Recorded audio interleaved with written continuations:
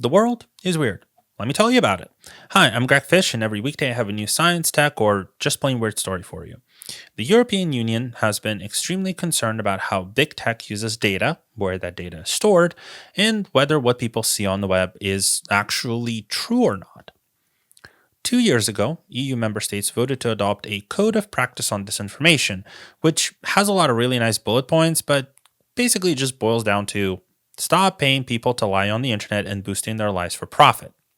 This is voluntary, but the EU was hoping to codify anti disinformation practices in a more official way, which would technically allow for legal responsibility if you knowingly push lies and hoaxes.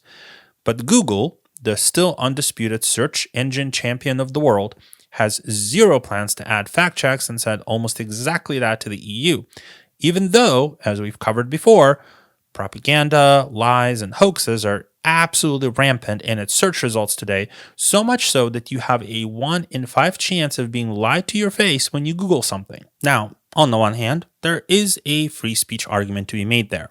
If you give governments the ability to decide what is true and what is a lie and punish the lies, you have to hope for noble politicians, people who really care about truth, accuracy, and fairness to be in charge, so they only go after actual bad guys with actual evidence of wrongdoing. The minute you have less than noble lawmakers in power, which is a thing that happens quite often these days, they now have a tool to suppress free speech by simply labeling anything they don't want out there as failing the fact checks. So, yeah, this idea is kind of dangerous to put it mildly. That said, Google isn't entirely off the hook either.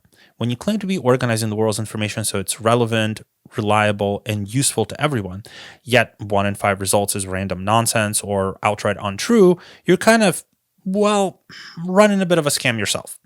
Because the real reason that Google doesn't do fact checks and doesn't want to start doing them now is that it's too difficult and expensive for them to start. The platform grew way too fast. It's owned by people who care about getting double and triple digit growth every quarter and literally nothing else. And it can't and won't have enough staff to actually do proper quality controls on all the information out there today. Which means that truth and accuracy are now acceptable casualties because we've never envisioned how successful some of these platforms might be.